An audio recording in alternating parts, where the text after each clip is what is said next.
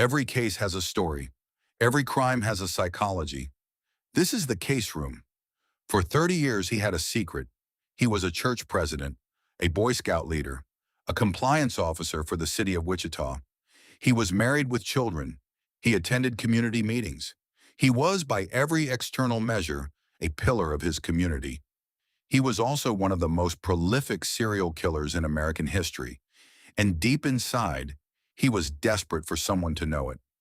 This is the story of Dennis Rader, the man who called himself BTK, and the fatal psychological flaw that finally destroyed him.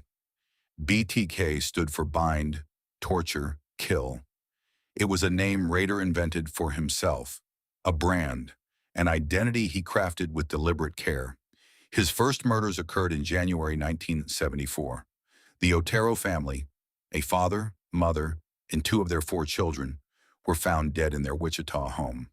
There were no witnesses, no clear motive, no obvious suspect. Investigators were baffled. What they didn't know was that Dennis Rader had been fantasizing about this moment for years. He had planned. He had prepared. He had rehearsed the entire scenario in his mind long before he ever acted on it. And after the murders, he felt something unexpected. He felt invisible. That invisibility became unbearable. In 1974, a letter arrived at a Wichita newspaper. It was from the killer. It described details of the Otero murders that only the real perpetrator could have known. It was taunting, it was detailed, and it demanded recognition.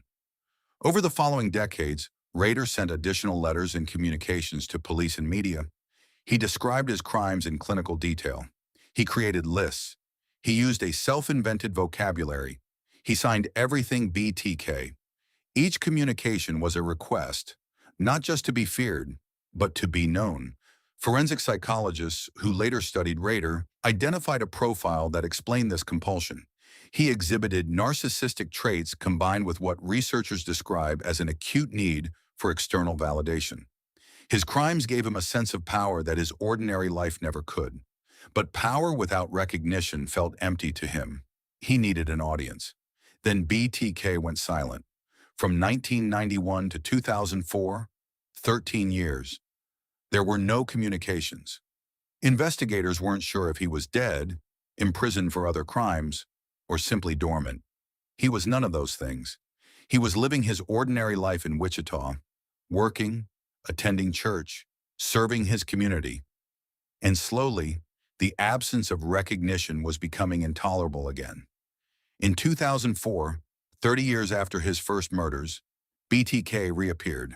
A new letter arrived, then another, then packages containing items from his victims, crime scene photographs, a driver's license. He was back, and he wanted to make sure nobody had forgotten him. Investigators from the Wichita Police Department and the FBI were now using forensic technology that didn't exist in 1974. They analyzed every communication carefully. They studied the language, the materials, the postmarks, and then BTK made the mistake that ended everything. In 2005, he sent investigators a floppy disk containing a document.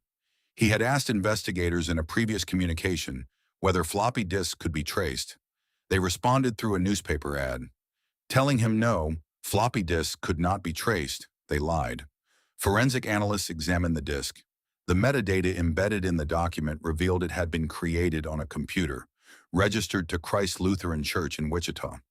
The last user was listed as Dennis. A quick internet search confirmed that the president of Christ Lutheran Church was a man named Dennis Rader. On February 25, 2005, law enforcement pulled Rader over on a routine traffic stop near his home. Within hours, DNA confirmed what the floppy disk had already suggested. Dennis Rader, church president, Boy Scout leader, compliance officer, husband and father, was BTK. At his sentencing hearing, Rader stood before the court and described his crimes in methodical, emotionless detail. He used his own invented terminology. He referenced his victims by case number. Even in that moment, standing before a judge about to sentence him to 10 consecutive life terms, Dennis Rader was performing. He had finally gotten the audience he had spent 30 years trying to find. Forensic psychologists who studied Rader after his arrest concluded that his need for recognition was not incidental to his crimes. It was central to them. The killings gave him power. The communications gave him identity, and the silence, those long years between, was a form of psychological suffering he ultimately could not endure. He didn't get caught because investigators outmaneuvered him. He got caught because he couldn't stop himself from reaching out. The BTK case remains one of the most studied examples in criminal psychology of how a killer's psychological needs can become the very mechanism of their capture. Dennis Rader is currently serving 10 consecutive life sentences at El Dorado Correctional Facility in Kansas. He will never be released. The families of his 10 victims spent 30 years waiting for answers. They deserved far better than the 30 years it took. This case is closed, but there is always another one waiting. Subscribe to the Case Room. Every case has a story. New files open every week.